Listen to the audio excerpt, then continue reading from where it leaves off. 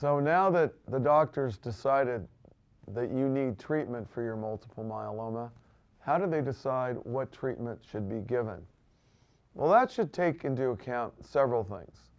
One is, of course, the characteristics of the disease. That is the marrow very involved? There are lots and lots of plasma cells resulting in anemia or other low blood counts? Are there cells in the blood that are myeloma type? When these plasma cells get in the blood, that's not such a very good thing.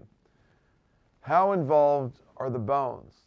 Are there just a few holes in the head, if you will, or are there lots of lesions? What are the cytogenetics? Do they suggest this is a poor risk patient with abnormalities that tell us that? And what is the kidney function like? We also want to know what, in fact, is your lifestyle? What's your work style? Are you a very active person?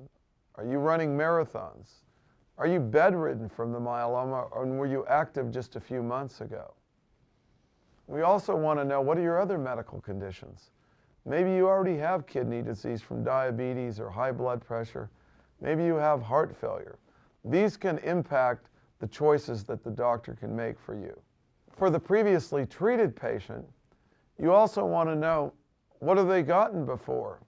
And how did they tolerate it? And it did cause side effects. Did they feel poorly on it? Were they nauseated? Were they having to stay at home because they were so tired from the treatment? Was it lowering their white count? Was it affecting their liver and kidney? And of course, these are all going to take shape in terms of what that doctor is going to decide to treat you with. So it's a very complicated, thankfully these days, very complicated milieu that can be taken by the doctor to lead to the specific choice for you. It's a lot different than a few years ago when the choices were so limited.